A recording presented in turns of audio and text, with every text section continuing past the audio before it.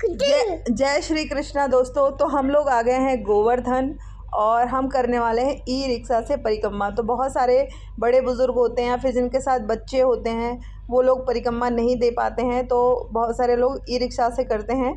तो हम लोग भी ई रिक्शा से करने वाले हैं क्योंकि अभी गर्मी भी बहुत ज़्यादा है और बच्चे भी साथ में हैं और हो नहीं पाएगी, इसलिए तो हम लोग ई रिक्शा से करेंगे। तो कैसे हम लोग बुक करने वाले हैं, कहाँ से शुरू करेंगे, और भी जो भी जानकारी होगी मैं आप लोगों के साथ डिटेल में शेयर करूंगी। तो वीडियो में बने रहें। चैनल को कर ली सब्सक्राइब, वीडियो को कर दीजिए लाइक और शेयर और कमेंट में लिख दीजिए जय श्री कृष्णा। तो चलिए शुरू करते हैं। तो पहले दान घाटी मंदिर से हम लोग हैं जो परिक्रमा शुरू करेंगे।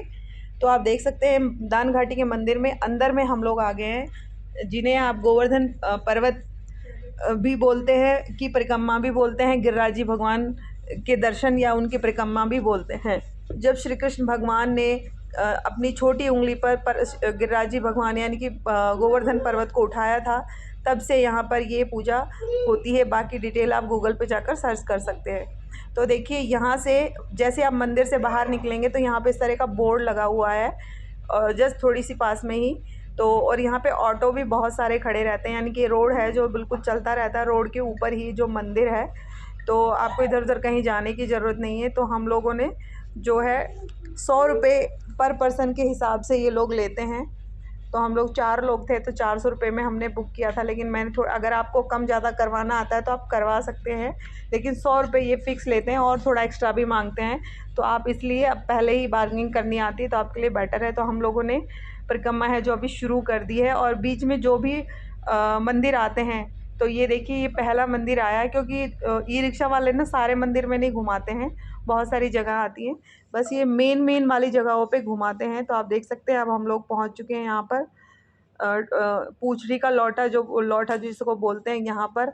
और इनकी भी सबके पीछे कहानी है, तो सारी आप गूगल पे देख सकते हैं। तो आप लोग हम आगे बढ़ रहे हैं। रास्ते में ना बंदर बहुत है, और इस साइड में जो जगह देख रहे हैं ना आप, वो मिट्टी मिट्टी है, वहीं पर ही लोग चलने वाली है, यानी कि जो चल के या लेट कर जो परिक्रमा देते हैं ना वो है। और अब जो दूसरा मंदिर है वो यहीं पर ही है, जो मेन मंदिर है, यानी कि आपको गली से इस तरह से होके जाना पड़ेगा। आपको जो ई रिक्शा वाला है ना वो सब जगह लेकर जाएगा, और छोटी और बड़ी परिक्रमा दोनों कराए, क्योंकि दोनों ही परिक्रमा साथ में करनी पड़ती है, तभी जो परिक्रमा है पूर्ण मानी जाती है। तो यहाँ देखिए दूध चढ़ता है हर जगह ही, कृष्ण भगवान को दूध चढ़ता है और 10-10 रुपये का ग्लास मिलता है यहीं पे ही। तो आप दूध जैसे भी आप चढ़ाना चाहते हैं, तो देखिए इस तरीके से। और मेन बात है यहाँ पर पंडितों के चक्कर में मत पड़ना, क्योंकि पंडित पकड़ लेते हैं और आपकी पूजा करवा लेते हैं और फिर संकल्प भी भरवा लेते हैं। तो फिर आप जो भी वो दक्षिणा मांगते हैं फिर आपको देनी ही पड़ती है। तो इसीलिए आप अपनी पूजा अपने तरीके से ही कीजिए जैसे आप लोग करते हैं, क्योंकि हमारे साथ ऐसा हुआ था, तो इसलिए मैं बता रही हूँ। और ई रिक्शा वाले ने भी हमको बताया था आप पंडितों के चक्कर में मत पड़ना, नहीं तो हर पंडित आपको पकड़ लेगा और फट से पूजा करवा देगा और संकल्प करवा लेता है। फिर वही होता है ना दक्षिणा, फिर मुँह मांगी दक्षिणा वो लोग मांगते हैं। और जो ई रिक्शा वाले हमारे साथ में थे ना, वो जो बहुत ही अच्छे थे, उन्होंने पूरी जो कथाएं हैं यहाँ के सब जगहों के बारे में, जो जहाँ जहाँ जहाँ वो लेके जाते हैं। तो ये देखिए यहाँ पर जो अगर ई रिक्शा से करते हैं तो वहाँ उनको थोड़ी देर के लिए बैठना पड़ता है। इसके बाद कुसुम सरोवर आने वाला है और राधा कुंड और कृष्ण कुंड आने वाले हैं, तो वहाँ पर लेके जाएंगे। और यहाँ पे बोर्ड भी लगा हुआ है, और ई रिक्शा वाले को यहाँ पे थोड़ी देर के लिए बैठना होता है, इसलिए यहाँ पे लिखा भी हुआ है कि क्योंकि यहाँ पर जो लोग पैदल चलते हैं उनको नहीं बैठना होता, लेकिन जो ई रिक्शा से बैठो उनको हाँ बैठना होता है। तो देखिए अभी हम लोग आ गए हैं राधा कुंड। हर जगह प्रसाद 10 रुपये का इस तरह से मिल रहा है, बाकी आपकी इच्छा है आप चढ़ाना चाहो, क्योंकि चढ़ता तो है ही नहीं, बाकी दूध ही चढ़ता है। तो देखिए इस तरीके से आप, ये कुंड है राधा कुंड और इसके दूसरी तरफ है कृष्ण कुंड, दोनों का एक संगम है, मिलन है, यानी कि नीचे से जो पानी जो है दोनों का स्रोत एक ही है, ऐसा हमें बताया गया था। तो बाकी कहानी तो आप देख सकते हैं। तो इस कुंड में जो भी नहाता है तो उसके पाप पूरे धुल जाते हैं, या फिर उनकी बीमारियां जो भी हैं वो सब ठीक हो जाती हैं। तो हम लोगों ने ई रिक्शा से 100 रुपये के हिसाब से जो ये वाली परिक्रमा की थी, और ये बड़ी परिक्रमा हमें आती है, और जो छोटी परिक्रमा होती है यानी कि टोटल 21 किलोमीटर की परिक्रमा होती है। तो करने में बहुत ही अच्छा लगा था। अगर आप में शक्ति है और आपके साथ बच्चे वगैरह नहीं है तो आपको पैदल ही परिक्रमा करनी चाहिए, वही परिक्रमा ज़्यादा मानी जाती है। लेकिन अगर आप वृद्ध हैं, आप बुज़ुर्ग हैं, और अगर आपके साथ बच्चे हैं तो आप इस तरीके से भी परिक्रमा दे सकते हैं, भाव से भगवान स्वीकार करते हैं।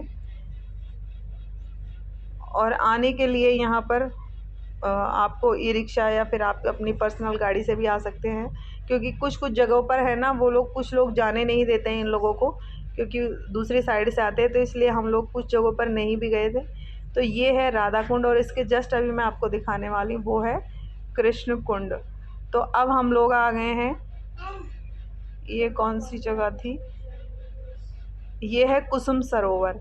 हाँ, तो ये कुसुम सरोवर के यहाँ पे रात में 7:30 बजे और 8 बजे के बीच में यहाँ पे लाइट लेजर शो होता है वाटर वाला, जैसे अगर आपने प्रेम मंदिर में देखा होगा वहाँ पर, इस तरीके से यहाँ पर जो है इस कुंड में भी रात में शो होता है। लेकिन हम लोग दिन में आए थे तो यहाँ पे ये बंद था। फिर उसको करने के बाद हम लोग बढ़ गए और आगे की तरफ, तो यहाँ पर फिर हम लोगों ने इस कुंड में, यानी यहाँ पर जो नहाने की व्यवस्था भी है, तो आपको ऐसे राधा कुंड, कुसुम सरोवर, इस तरह के कई सारे कुंड आपको मिल जाते हैं। तो ये है मानसी गंगा। अब मानसी गंगा है जो हमारा लास्ट स्टे है, तो लास्ट स्टे करके यहाँ पर इस तरह से पानी नहाने की व्यवस्था की गई, आप नहा सकते हैं।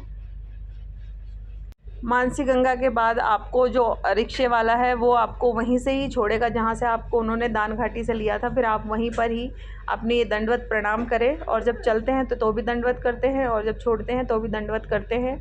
बाकी नियम यही है कि भगवान का नाम जपते रहें, लड़ाई झगड़ा ना करें, और खाना पीना है, आप अगर बच्चे साथ में तो खाते पीते भी रहें, आपकी इच्छा है। लेकिन ई रिक्शा से हमने 2 से ढाई घंटे में अपनी यात्रा है जो पूर्ण करी थी, क्योंकि अगर ट्रैफिक अगर है तो थोड़ा और भी टाइम लग सकता है। अगर आप एकादशी पूर्णिमा पे जाते हैं तो भीड़ हो सकती है। बाकी आप देख सकते हैं कि यहाँ पे जो मानसी गंगा है यहाँ पर भी ज़्यादा भीड़ नहीं है। तो हम लोगों ने 2-2.5 घंटे में ही ये यात्रा है जो पूर्ण कर ली थी। तो इस तरीके से आप अपनी गोवर्धन परिक्रमा कर सकते हैं। तो आई होप आपको ये वीडियो पसंद आया होगा। तो फिर मिलते हैं नेक्स्ट वीडियो में, तब तक के लिए बाय बाय, टेक केयर, जय श्री कृष्णा। कमेंट में लिखना ना भूलें।